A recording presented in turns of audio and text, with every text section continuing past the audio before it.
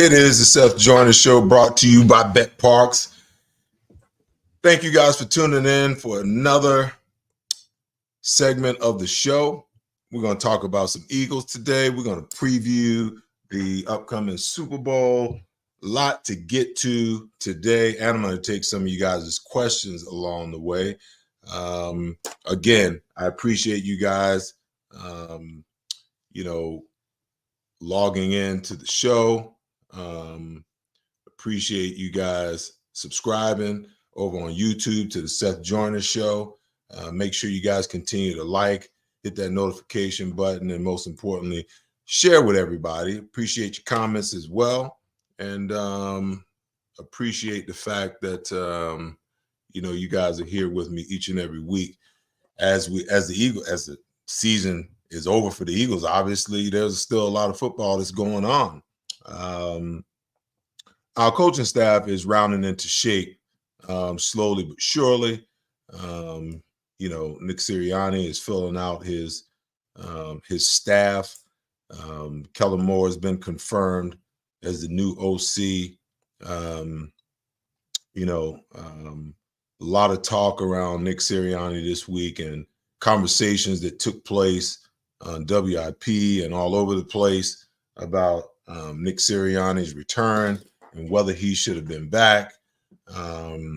He's also hired Vic Fangio as the DC, and slowly but surely the Eagles are filling out their roster of coaches. A lot of change, a lot of turnover, and it's necessary. When you get to a point of where the Eagles were in the Super Bowl last year, to get off to an 11-1 start, and then the wheels fall off. Of course, you're now in a situation where there's going to be a lot of turnover, a lot of change is going to happen. There's been a lot of conversation about whether Nick Sirianni should have been back or whether he shouldn't have been back. It's really water under the bridge. And now I'm curious to see, how they put this thing together and how it shapes up, next year. That's really, where we are as far as Nick Sirianni is concerned. He's not going anywhere. So we're going to find out whether he can right all the wrongs that went sideways last year and whether he can actually get it together. I've said it, and I've been on record as saying I'm not in the camp of, saying that a guy should or shouldn't lose his job. But I think you have to consider the way things went sideways last year and, moving forward, how things might progress next year. For some reason or another, Nick and his young staff could not figure it out last year. There have been reports that's slowly but surely leaking out, and I'm sure that there'll be more as the offseason progresses, that Sean Desai had become, a little bit of a problem with the guys. The guys wasn't respecting, wasn't listening to what he was saying. It was a little standoffish. Hey, listen, man, I said it before, I'll say it again. And I just feel like, when you talk about the culture of your football team, a lot of culture, in my opinion, has a lot to do with, at the end of the day, has a lot to do with wins and losses. When you're winning, no one's complaining. The wide receivers aren't complaining about not getting targets. Defensive ends / rush guys aren't complaining about about dropping in the coverage, because the end result is, you're walking away with a W, and the W is the most important thing. Well, when things aren't going right and you're not having the kind of success that you want, culture can turn on you pretty darn quickly, in my opinion. All of those things that I referenced, will now become a problem because the wide receivers feel like they can be a reason why the team can win and have success.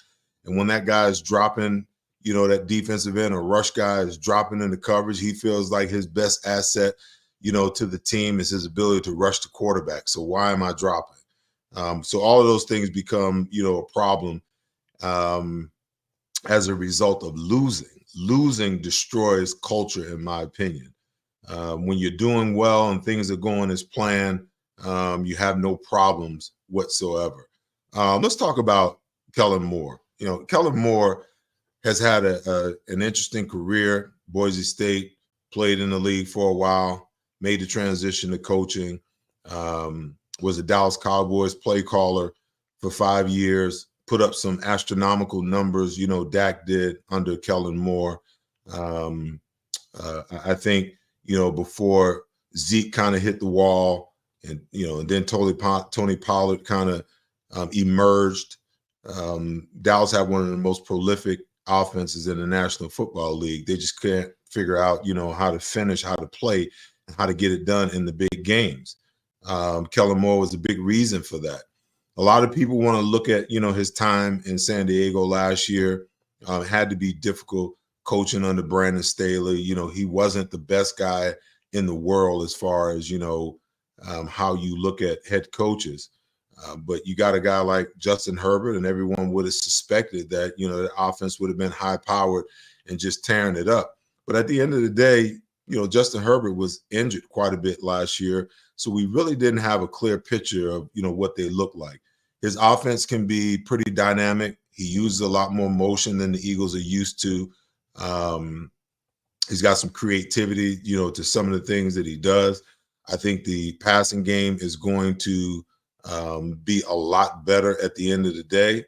And the thing I think that, the Eagles needed most was, to go out and find Jalen Hurts, a veteran quarterback coach under Kellen Moore, to help him along. I think, that's vitally important, for every quarterback. So they bring in Doug Nussmeier, who's 53 years old.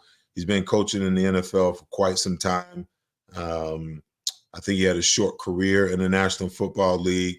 And I think he can bring a world of improvement for Jalen. Now, a lot's going to depend on Jalen. Jalen's got to get back in the lab this offseason, start working on, the things that turned him into an MVP candidate in 2022, and, work on his mechanics and things of that nature, work on, reading through his reads properly, all of those things that kind of, went sideways. And you guys always hear me talk about the importance of, technique and fundamentals, even much more so, for quarterbacks being able to, go through their progressions, get their feet set the right way, and make sure that all their mechanics are right, are operating in the right sequence in order for them to be efficient, or as efficient as they need to be. So Jalen's got some work to do, but I get the sense that they're going to, do everything that's necessary to give him what he needs to be successful. Listen, you've invested a ton of money in this young quarterback. He showed a ton of promise. So at the end of the day, what the good teams do is they surround that player not only with good players. I got to give it to Howie. He's done a great job of giving, Jalen, the pieces that he needed. He walked into an offense that had one of the best offensive lines in the National Football League with veterans across the board. Then, they made the trade for A.J. Brown, along with the drafting of Devontae Smith. And, you had Dallas Goedert on the roster, and he was emerging. They are an organization and a football team that really doesn't, value the running back position that much. Although, I thought that DeAndre Swift could have been, a major upgrade over Miles Sanders. Listen, the guy had 1,000-yard rushing on, a little bit of carries this year. Probably more than he's probably had in his career. But I felt all season long, after looking at what he had done in the offseason to prepare himself and knowing that he was essentially on a one-year deal, that he was going to stay healthy. He'd come into last year ready, still a very young running back, trying to figure out, how to get his body right so that he can play, through a 17-game schedule. And I thought that he was, a godsend for us. Now we didn't use him in the best of ways, in my opinion. I thought that, you saw him in the Pro Bowl catching some balls, and a lot of people, on social media went in talking about, listen, this guy's catching balls out of the backfield. Why didn't we utilize that? We know that he could do that.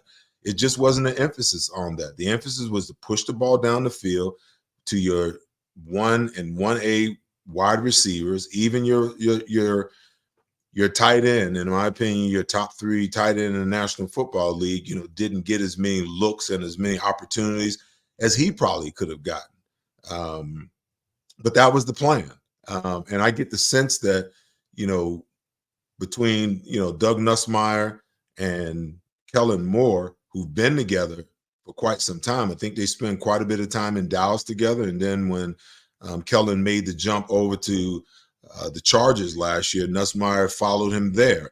So they have some familiarity with each other. They understand, what the offense, what they wanted to do. And they also understand each other and how to communicate that between the two so that they're both on the same page in how they deal with their young quarterback moving forward. So I kind of expect for Jalen Hurts and this offense to have a bounce back year next year. Jason Kelce, back and forth, back and forth. I kind of get the sense that he's coming back. I don't know for sure. I don't think anybody knows for sure. I just think he needed a little bit of time. He was a little emotional after the loss, the playoff loss, and, probably said some things that he probably would want to take back. But, football is an emotional game. And sometimes, the hardest thing to do is to give yourself time after a loss because you've put so much into it, to just sit back, let the fires calm down, relax for a minute, and address it the proper way. But I get the sense that he's coming back. He's still got a lot of good football in him. He's a all-pro, center once again this year. And I don't think that the prudent thing to do is to necessarily walk away when you're still on top of your game. I'm not an advocate for guys, waiting until they've got nothing left to actually, walk away from the game. But I think when you're at the level that he's at, recognized as one of the best centers, if not the best center in all of pro football, why would you walk away? The only thing that I could think of is the fact that, hey, he's just, the body's beat up and, he's had all that, he can stand, but we'll see, we'll see. The Eagles still got a lot of work to do. Need a running backs coach, a wide receivers coach, a tight end coach. And obviously, they're going to do everything they can to make sure that Stoutland and his crew comes back. That is, in my opinion, one of the most important positions for them to try to figure out, how to keep him on board. On the defensive side of the ball, Vic Fangio is a defensive coordinator. He's made a couple of hires, a couple of rumors as far as, who he's going to bring on board.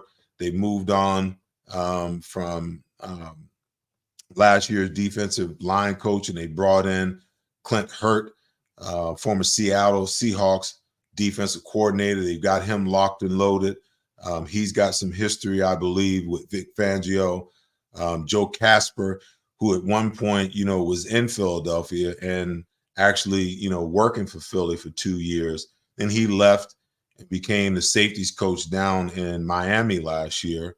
He's got some experience with Vic Fangio. They've got him in the fold.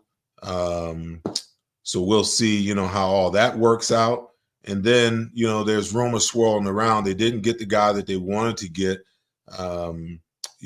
in Seattle. He took a defensive coordinator job, but rumor is that Christian Parker, who was actually a wide receivers coach, but was the defensive backs coach in Denver this past season, is the guy that they're targeting. So they've got some more slots to fill, potentially the linebacker position, and some assistance along the way.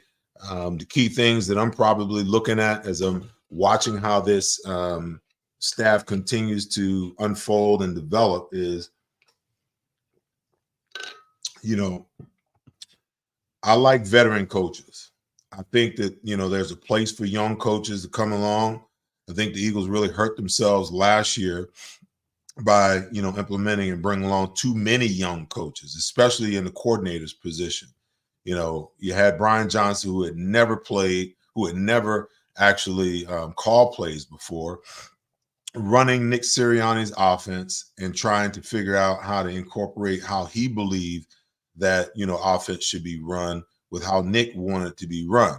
I'm pretty sure Nick had a lot of say in how things went. He probably didn't have carte blanche on, the calls that he was making. So I think that Nick Sirianni has to bear some of that responsibility. But when you have the type of year that the Eagles had last year, what winds up happening is someone has to bite the bullet. Somebody's got to be the fall guy. And that turned out to be not only Brian Johnson, but Sean Desai on the other side, as well as Matt Patricia trying to take over in a situation that was untenable at best. But these are the things that I like to see the Eagles continue to improve on and bring in, some more veteran coaches that can get these kinds of things done. I want to see teachers. I want to see an emphasis on fundamentals. I want to see an emphasis on technique, because at the end of the day, they are very crucial to how you play the game. I don't think that the Eagles over the last couple of years have been a very technically or fundamentally sound football team. They've just been very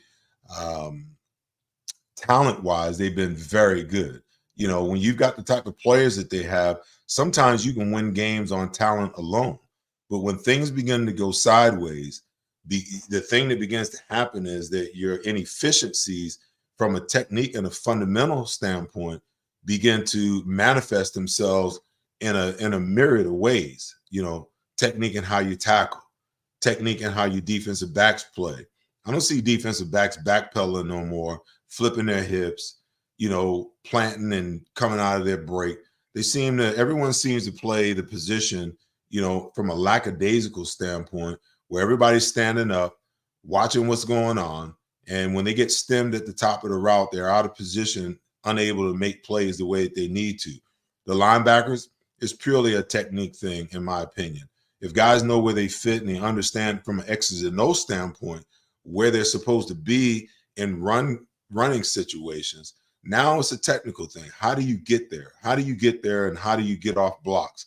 How do you man your gap so that across the board, everyone can believe in what everybody else is doing? Because great run defense is really about trust. I got to get to where I'm supposed to be, and I got to do my job. And I got to rely on everybody else and trust that everybody else across the board will be doing some of the same exact things.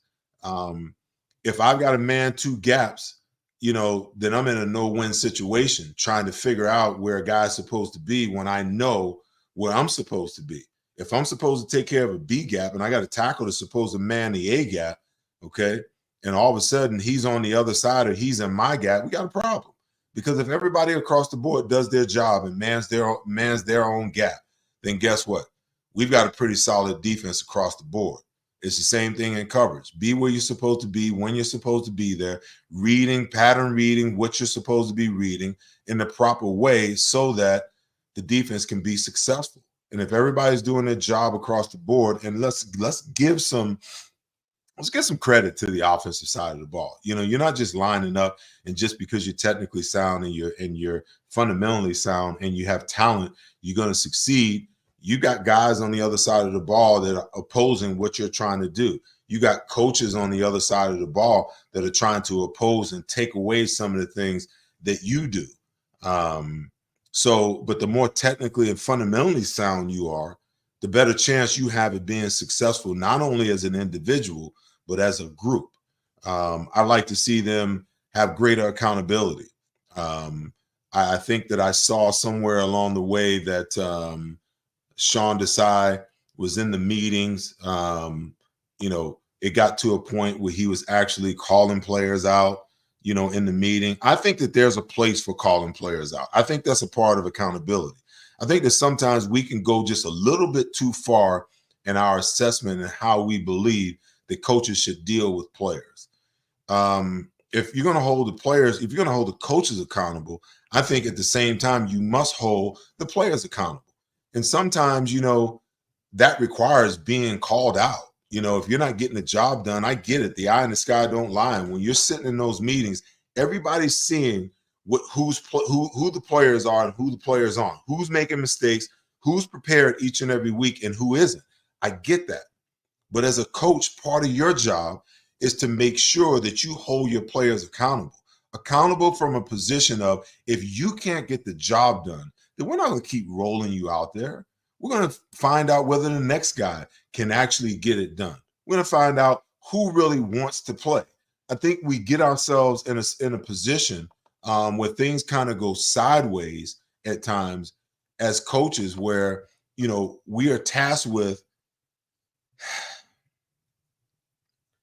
trying to be emotionally intelligent to the almost to a fault, to a place where we don't want to get on players because we don't want to lose them. So then that fine line between being able to hold them accountable and not gets blurred. And how do you get players to be accountable at the end of the day? And how do you get them to do what they're supposed to do if you can't call them out, if you can't hold them accountable, if you can't hold their feet to the fire? I think there's a fine line between being able to do it and a fine line between, going overboard with it, especially in this day and age of overly sensitive players.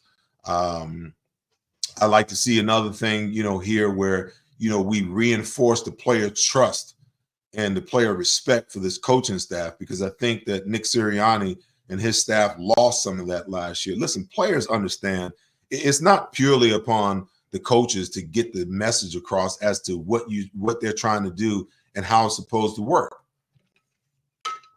If you got veteran players on your football team, those players know what the heck is going on. They know when things are being done right. They know when players are being held accountable. They know when coaches are letting things slip. They know they can understand and look at practice and know when you're practicing the right way and when you're not. They can look at players and understand, the players who are putting in the work and preparing every single week and the players that aren't. It becomes pretty evident to everyone, the guys that are getting it done and the guys that aren't.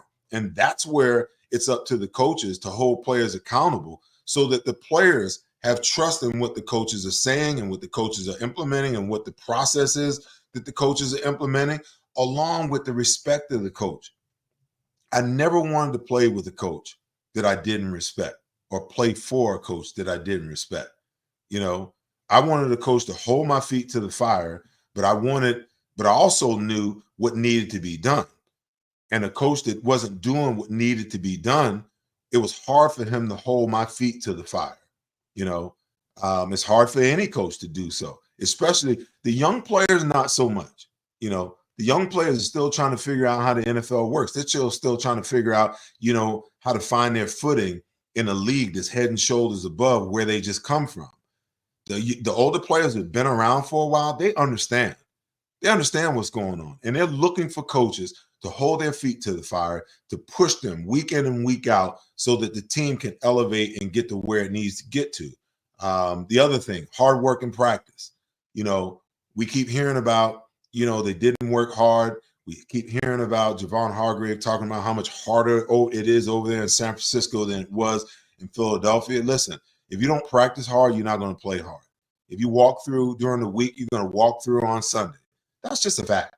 The Eagles need to get back to, they need to get away from this protectionism type mentality that they've embodied, where we're just trying to keep players safe. And you can't protect players from getting hurt. How many players, major players, especially on the defensive side, got hurt all year?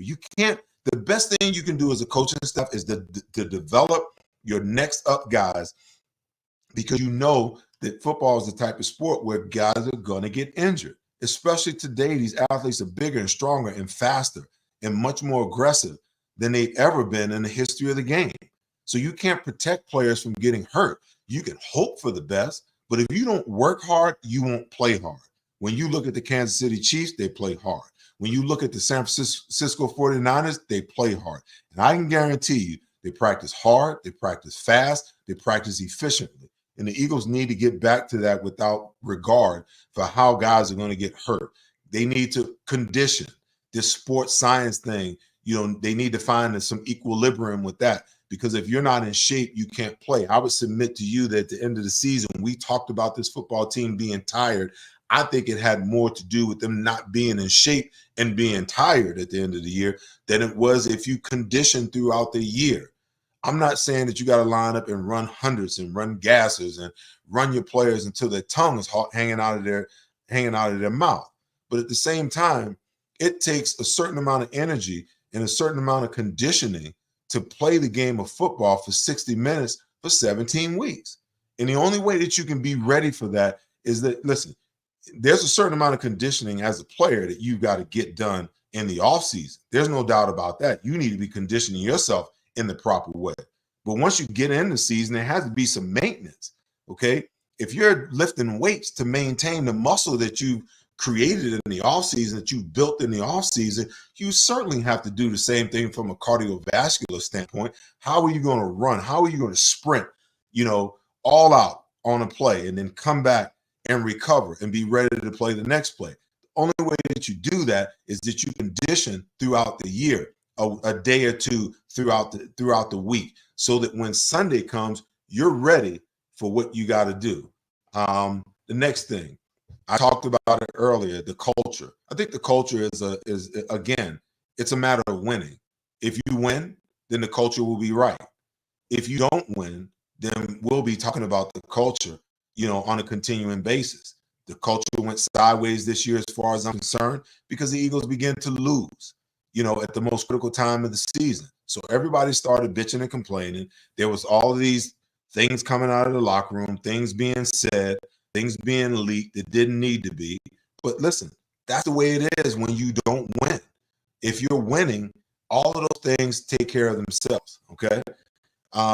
We know that Howie Roseman's back is against the wall with what's going on with this roster and what has to happen in this upcoming offseason.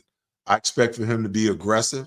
But another one of the reasons why I like veteran coaches is I talked about those techniques and fundamentals that those types of coaches bring to the table. I think development, as far as the Philadelphia Eagles staff over the last so many years, has been an issue. How many free agents have we had to sign in order to rectify a problem, opposed to how many guys have we over time went out and signed as a free agent that we brought someone else in to actually fix the problem? I'd like to see the Eagles continue to draft well, but I want to see them, and sign undrafted free agency and develop these players, potential, develop, their talents. In order to do that, you've got to have coaches that understands development. It's one thing to bring in smart coaches. It's one thing to bring in coaches who have, X's and O's, intellect. It's another thing to bring in coaches that can take a linebacker and teach him how to shuffle, teach him how to read, teach him which angle to take, teach him, okay, if there's a pass outside, okay, understand the right angle that you're taking to the ball and understand where your help is, okay? I don't want to overrun the ball to the outside because I know I got corners and safeties on the outside. So my pursuit angle is inside out, all the way to the ball, all the way through the tackle. Again, it comes down to trust. I got to trust that corner is going to get off the block and be there. I got to trust that safety that's in that zone on the outside is going to take him on outside in as I come inside out, so we can pinch it where he's not trying to do my job and the guy gets outside, and I'm not trying to do his where I get outside and the guy breaks inside.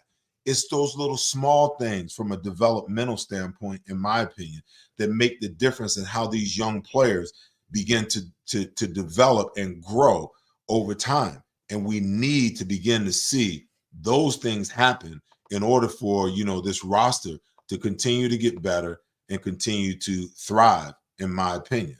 All right, let me get to a quick break. Got to take care of my sponsors. And when I come back, I'll jump into a couple of questions before we wrap the show in the second half of the show with some Super Bowl talk. All right. I will see you. Are you selling your investment real estate? Are you interested in deferring your tax with a 1031 exchange? At RevX, we're experts in 1031 exchange planning and the use of passive real estate options using DSTs. Not in the midst of an exchange and want to invest in real estate but don't know where to start? Revolution X has institutional grade real estate options for any size investor right now. Set up a consultation at RevXWealth.com. RevX, defer the tax, maximize the gain. At Mandrecchia Law, we win big personal injury cases, but we always tell our clients up front that those cases almost always hinge on how much insurance coverage people or companies have. At Mandrecchia Law, we don't sell insurance, but we're experts at helping our clients make sure they have the right insurance to protect their businesses and families. Do you have the right insurance? Most people don't. For a consultation, visit mmattorneys.com or call 610-584-0700. Mandrecchia Law, aggressive attorneys who get the job done. This is Seth Joyner, top analyst for the Birds. I've also analyzed the best auto dealerships, and I drive a Davis Honda. Fall into savings at Davis Honda. Over 300 cars available. And right now, get rates as low as 0.9% at Davis Honda in Burlington. Plus, you'll get 2 years of free oil changes on every new and used Davis Honda vehicle. See why Davis Honda continues to win outstanding awards for sales and service, including the highest award from Honda, the President's Award. Get to Davis Honda in Burlington. Fall into savings at Davis Honda. JP Mascaro and Sons is a family-owned, locally operated solid waste service company in business for over 60 years. You've seen the red trucks with the blue elephant that symbolizes strength and reliability. Mascaro is different than other national brands. Like the Birds, Philadelphia is home. They'll take care of all your waste removal needs. They have it all: an experienced workforce, state-of-the-art equipment, a cutting-edge recycling center, and their own disposal facilities. Call 888-MASCARO or visit jpmascaro.com. Welcome back, guys. This is the Seth Joyner Show, brought to you by Bet Parks. We got a little Talk to Him Tuesday going here. Need you guys to bear with me a little bit. I'm rolling solo today, so I'm doing it all on my own. Let's jump into a couple of questions here. So let me see. Let's see. All right.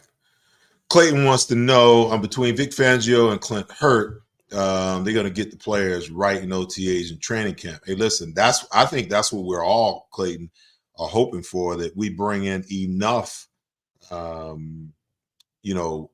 experience and veteran leadership from a coaching standpoint to get these players on point on what they need to do. Listen, I can't say that, at the end of the day, this is one of those situations where Nick Sirianni and his staff didn't try. I wasn't in the building, so I couldn't really tell you, exactly, what was transpiring. But when I looked at what was on the field, you could see that they were technically and fundamentally broken. I get the sense that, what you're going to get from Vic Fangio is a guy that's going to hold these players accountable. He's going to put them in position to succeed. And and when things don't go the way that they need to go, that he's going to be the guy to call them out.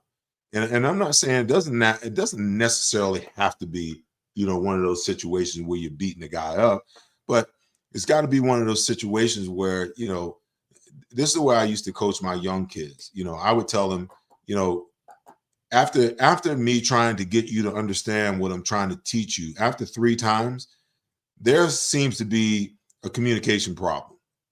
Either I'm not communicating it in a way that, that you can understand it, or I'm communicating it to you and you're just making a decision to do it the way you want to do it. So I'm going to tell you once, I'm going to tell you twice, and then I'm going to physically show you the 3rd time. Okay. After that, we got to have a conversation about, why is it that you're not even trying to do or trying to accomplish what it is, what it is that I'm asking you to do, because that becomes a reality. If my coach asked me to do something, you damn well better believe I was trying to get it right. I was trying to do it, not just because the coach wanted me to do it. It's because I wanted to be a good football player. So in order for me to be good, I had to take coaching. I had to receive the coaching. I had to do my job, because if I wasn't going to do my job, coaches would find somebody else to do the job for me. Okay. Nice Cans wants to say Milton, Keeley, Jalen, Jordan, only players in D1 I think you can build with moving forward. Listen, they've got some good pieces. We know what they're going to be offensively. I think Kellen Moore is going to fix them, and they're going to be a juggernaut on offense all over again. But I think at the end of the day, they've got enough players on the defensive side of the ball to be halfway decent. The question always is, when you're talking about young players, can you bring them along? Can you figure out, how to get them bought in 100% to what you're trying to sell in all phases of the game? And how much those players really want to be great. I think sometimes at the end of the day, players have their own minds about, how things should go until they see the success, built upon what it is that coaches are asking them to do. If players see the success, they're going to buy in. They're going to do exactly what you ask them to do. When they don't see the success, that's when you begin to have problems. I'm not saying that I condone that in any way, shape, fashion, or form, but I think that at the end of the day, it is one of those situations where, players have to trust the coaches and what they're calling, because they're not going to always get it right. They're going to have situations where they make a bad call, they make a bad decision, and it's not that they want to make a bad decision or a bad call. That's just how it pans out sometimes. The other team gets paid to do what it is that they do as well. And, the coaches got to figure that out, and the players got to buy in. And I think over time, we'll begin to see that not only with this football team on the offensive side of the ball, but the defense. Listen, I've got to be hopeful in how I see this, because I think at the end of the day, everyone wants the Eagles to be successful. There's no doubt about that. They want the Eagles to be successful. I want the Eagles to be successful, but my job and my commitment to you guys, my viewers, is to bring it to you straightforward and bring it to you real. How in the world, can I sit here and talk about, pie in the sky and that everything is going to be okay when I know football, my eyes know enough football to know that what I'm seeing isn't right, So my job as an analyst is to analyze, how can the team get better? What can they do to get better, and suggest that. Yeah, do I get a little emotional sometimes? I think we all do, because we're all Eagles fans, all right? Greg Miller wants to know, I'm all in on Patrick Queen. I was all in on Isaiah Simmons until he went to the G-Men. Hey, listen, it's going to be really, really interesting to see what it is that Howie Roseman endeavors to do, not only at the linebacker position, but everywhere else. I think, I love a Patrick Queen. He brings a different mentality to this defense, but Patrick Queen is going to cost some money. And if they weren't willing to spend money to keep TJ Edwards last year, I think you have to ask yourself, are they going to be willing to do it this year? The thing that worries me is you hear Howie Roseman talk about, in the press conference, how they have a process of how they do it and how much he believes in this process and what they're doing and, how to get the job done. Now, if he continues to do business as business has been done, I find it hard to believe that, you're going to see a whole lot of improvement. But I also think at the other end of the spectrum, when you have the type of year that the Eagles had, especially on the defensive side of the ball, a lot of changes have to take place. Even the change in mentality of how you look at the linebacker position and how you look at the safety position has to change. So we'll see. The proof will be in the pudding. How he attacks free agency. I think that you're going to begin to start to see some moves as we get closer to March, when the new fiscal year opens up and we get to a point where the first wave of free agents go by. To be honest, I don't really see the Eagles being major players in that arena. I think the second tier guys, where guys think that they're worth X, but they're really worth something else. Now, that number begins to come down, comes down to a place where, that guy is now much more affordable for what it is that you need to get done. but we'll see. We'll see. I think he's going to be aggressive in the draft. We got nine draft picks, 2 in the second round. It would shock me to see us pick 2 picks in the second round. He's going to move. He's going to shake. He's going to maneuver. He's going to do something in the draft. We're probably going to continue to be major players for better players, in the undrafted free agency realm. It's just, there's a lot, that you have to look at as far as, how much money under the cap we're actually going to spend to fix those different places, those different positions. I see a lot of you guys, asking, questions about draft picks. I'm going to be honest with you, man. I haven't even delved into, the potential draft picks at this point in time. I think, I want to continue to look at how this coaching staff continues to shape out, to get to a point where, we can figure out what players in the draft, and just try to figure out where they're going to fall. Right now, the Eagles are sitting at 22, I believe, in the first round. They're going to get a quality player.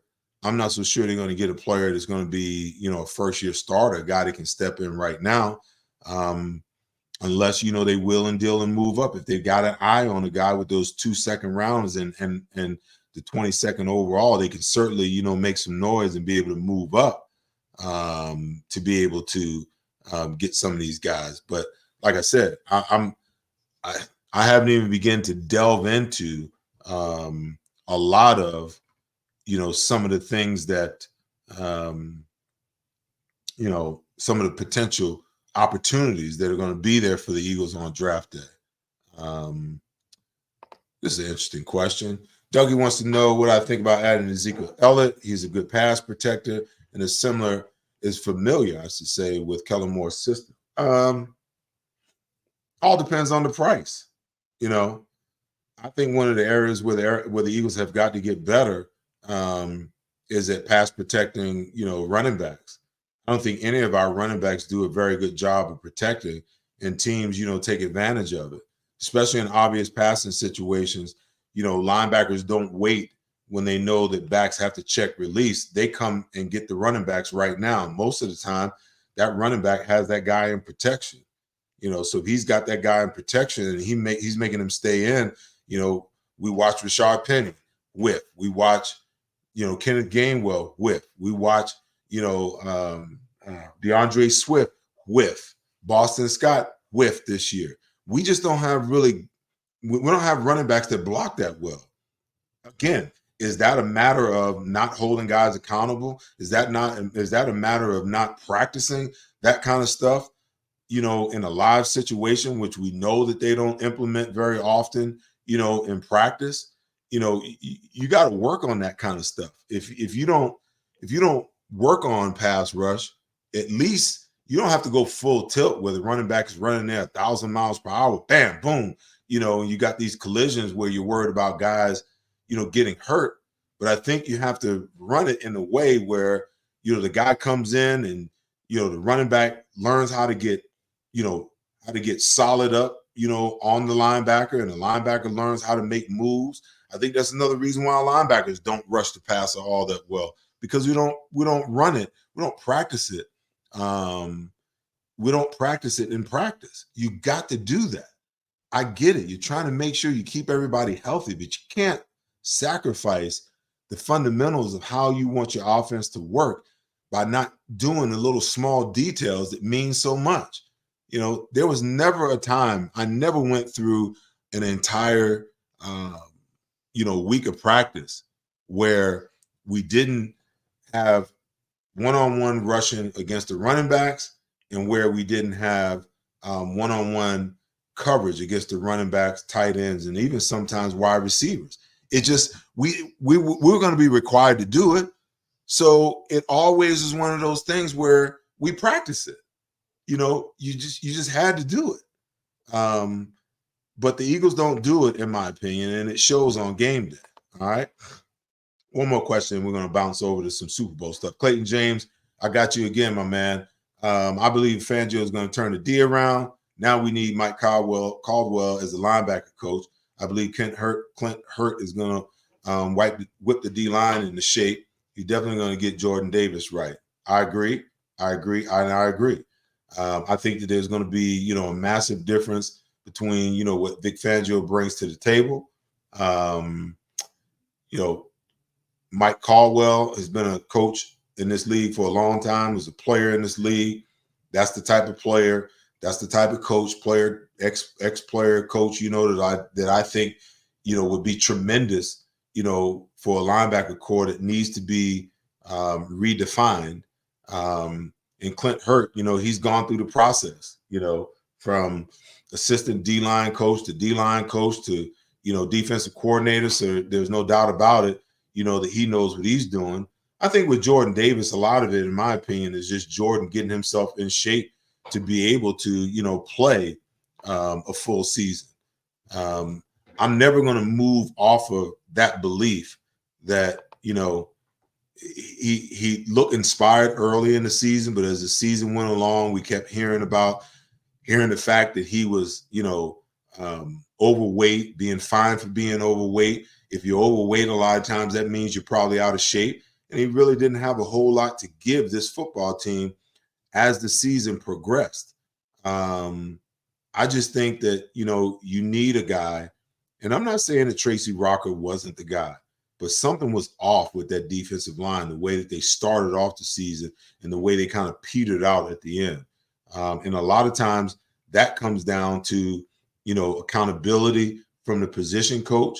Hey, listen, if you're not going to get in shape, you're going to continue to come in out of overweight, then guess what? We're going to deactivate you on Sunday. Do you want to play? If you want to play, then do the things that are necessary in order for you to be on the field to be able to play. You can't come in great shape and all of a sudden let it just go. See, that's another one of them situations where I'm talking about you have to condition during the season. These guys have to get some running in. They got to get some bike time in. They got to get some time on the treadmill. You got to do those things in order to keep yourself where you need to be. And then now you're a professional, Jordan Davis. You're not at Georgia where you could get away with being, 355, 360, knowing that, the best guy that, that you faced, would be the worst guy on the collegiate level, would be the worst guy that you faced, in the National Football League. You could get away with that stuff there. But now you're a professional. You're not getting tuition and housing, and that kind of, and meals. You're being paid to do a job. And when you're being paid to do a job, the dynamics change. So it's time going into his third year. I'm looking and I'm watching, because I always say that the third year for a player is the most critical, especially when the player's development has not been arrested because of injury. So he had the injury last year, but he did come back. He was healthy all of this year. I look for Jordan Davis to take off this year. If he doesn't take off this year, then pretty much what he is what he's going to be throughout, unfortunately. All right. Let's jump over to, some Super Bowl talk. I believe the 49ers are favored, I believe, 2.5, maybe 3 points favorite. Some of you guys can correct me in the comments if I'm wrong. Sometimes I follow that stuff, sometimes I don't. So I could be wrong, but I think that this is going to be a classic, Super Bowl, just because, the contrasting styles of these two teams. On offense, you have a Kansas City Chiefs team that is primarily a sorry about that. Let me see what I did here. You've got a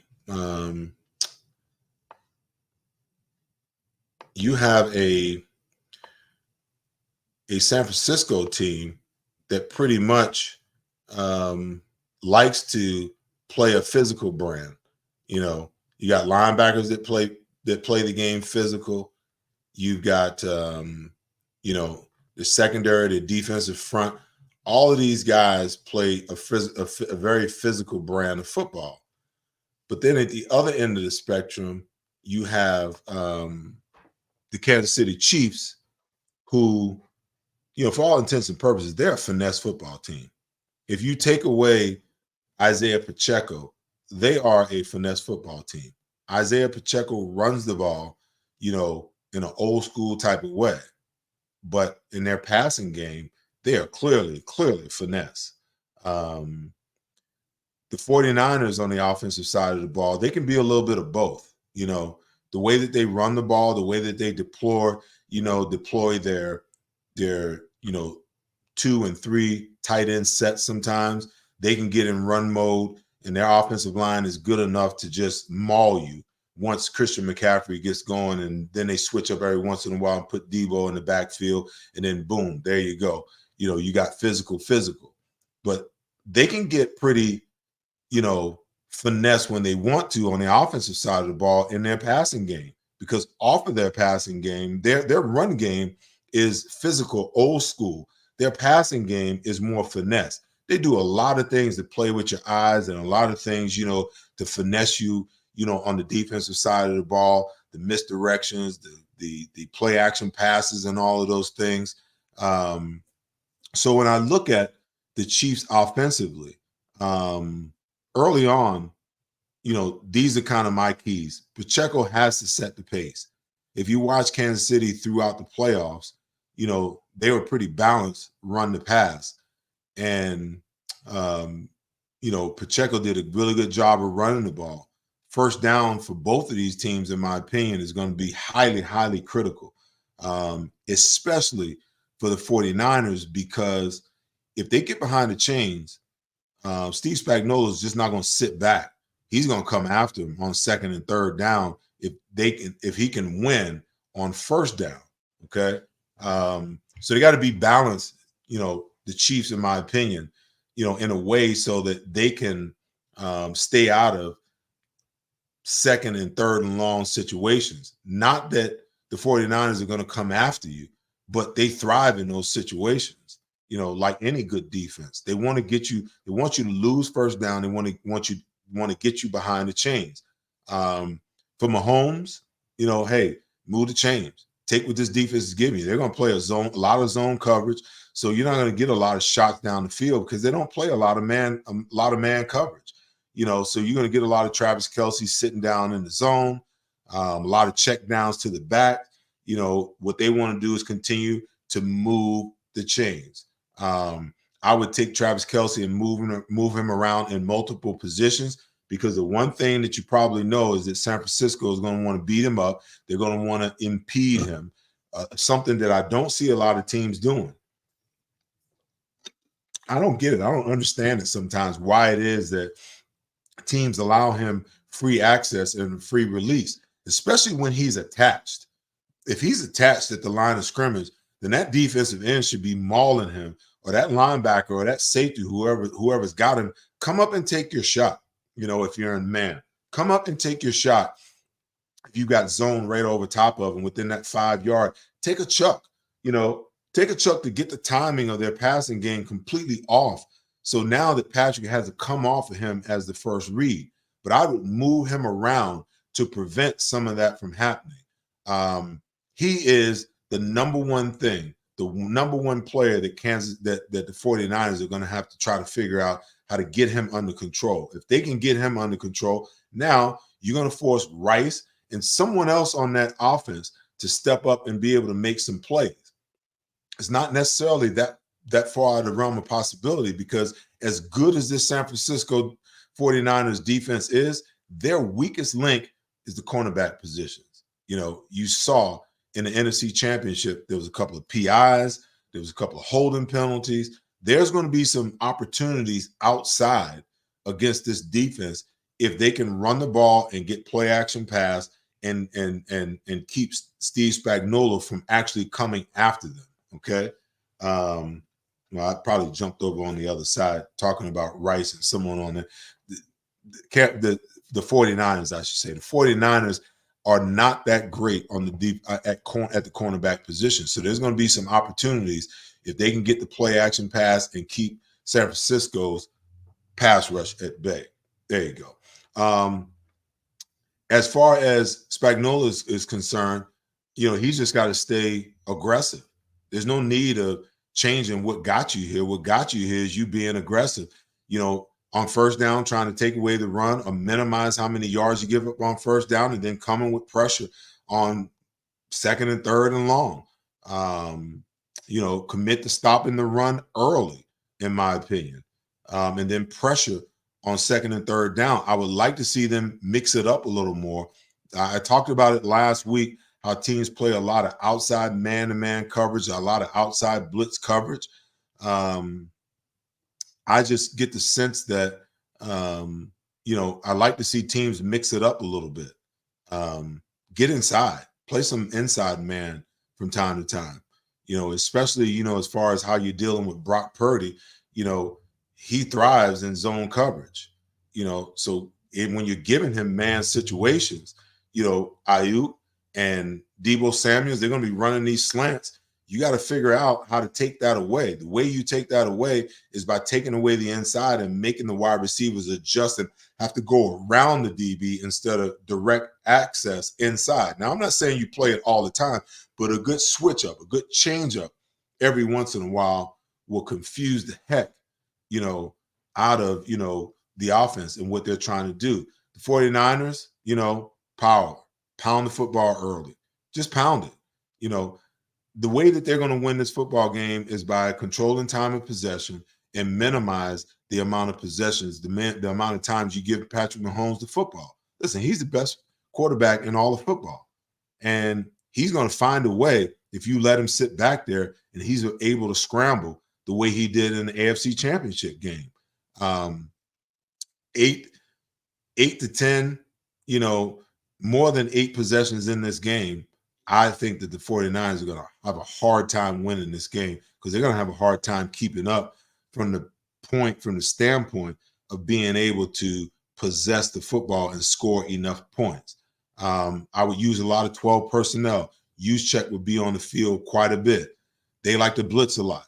So take advantage of the fact that, you can protect up when you need to, keep Juszczyk in, slide away, allow him, in the back to maybe block a defensive end and go to sometimes 3-man routes, get Kittles out in one-on-one situations when you need to get that done, because the Chiefs are not going to sit back. They are going to come after you. There's going to be some opportunities. I like to see, Brock Purdy in this game. Hey, take your check downs. Quite honestly, I would ask you guys, how many times do you see him really throwing the ball deep down the field? Most of what he does is right there in front of him. A lot of short routes that these wide receivers turn into, 30, 40-yard gains, force the Kansas City Chiefs, to come up and make tackles. They've been pretty darn good at it, especially over the last 2 to 3 playoff games and over the end of the season. But I still would like you to force the issue, make those guys come up and make those tackles. George Kittle, big part of, what they should be doing. Let's test these linebackers on the Kansas City Chiefs side. Can they cover? Or do you have to commit a safety to the passing game, which now puts them in single high safety? But George Kittle should be a big part of what they're trying to do over the middle and working across the formation. Again, play some man, mix it in. San Francisco, like I said, is primarily a zone team, but they got to play some man every once in a while and figure out a way to disguise it where Patrick doesn't get a pre-snap read. Show him one thing, get to 10 seconds on the play clock, move to something else to kind of screw up what he does and put him in a situation where he's either got to run the play or call timeout to get something else done. I would double Kelsey from a San Francisco standpoint. They don't have a whole lot of weapons on Kansas City. They got, Rashee Rice and they got Kelsey. Everybody else seems to be a lot more manageable. But at times I would figure out ways to just how to jam Kelsey at the line of scrimmage, play underneath and inside with a guy over top, double him, take him away, beat him up early and take him out of the game. You can't allow him to have 100 yards receiving like he had in the NFC Championship game. And then lastly, you got to punish Pacheco. If he's going to run that hard, you got two linebackers that love physical on physical. You got to get to him and batter him and beat him and steal his will to run the way that he runs the football. All that to say, okay, some of you guys have been asking, what's my prediction for the game? It's hard to go against Kansas City. San Francisco and Kyle Shanahan, he's had his snafus in big games like this, making mistakes and how they decide to run their offense and getting away from what got them there. At Jimmy Garoppolo, who very, very rarely, threw the ball throughout the divisional and the NFC championship round a couple of years ago. They got to the Super Bowl and decided they wanted to put it in his hands instead of running the ball, with Breda and I forget the other running back that they had. He's in Miami now. But stick with what got you there. Kyle Shanahan has a propensity to move away from that. So that being said, and understanding that you got Patrick Mahomes and Andy Reid over there, I think they go back to back. I think it'll be a low-scoring game because it'll be a very physical game. And I'm taking the Chiefs 21-17 in Super Bowl 58. Pains me to say it because I'm sick and tired of the Kansas City Chiefs like you guys are. But that's my take. That's how I see it. All right. Hey, listen,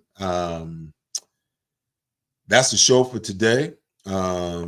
And as always, I need you guys to take care of each other and be good to one another. But as always, make sure that you love each other. I'll be back here next week, same place, same time. We're going to break down this Super Bowl and see what you guys think. And hopefully there'll be quite a few more position coach signings by the Philadelphia Eagles by the time we get together next week. I'll see you guys then. Peace. When you open the BetParks app, you're in the zone. Winning is always a rush, but the money is in the moments. It's the confidence and underdogs covering, the tension before a clutch turnover, and the pride of a parlay paying off. It's another chance to win big with all-day action. Plus, win your first $10 bet and get $125 in sports bonus bets. You play for fun, you love to win. You bet. BetParks.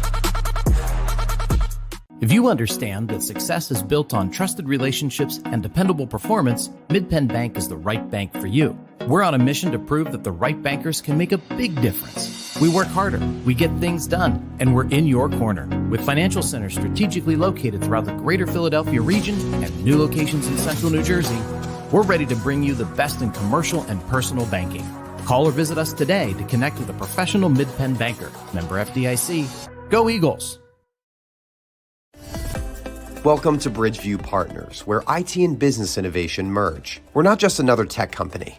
We're your strategic partner in navigating the ever-evolving digital landscape. Our team of experts tailors cutting-edge solutions to fit your unique needs, and ensuring your success is our top priority. Elevate your business with Bridgeview Partners. Discover the power of partnership and tech innovation today. Contact us now to experience the difference. Bridgeview Partners, where innovation meets excellence.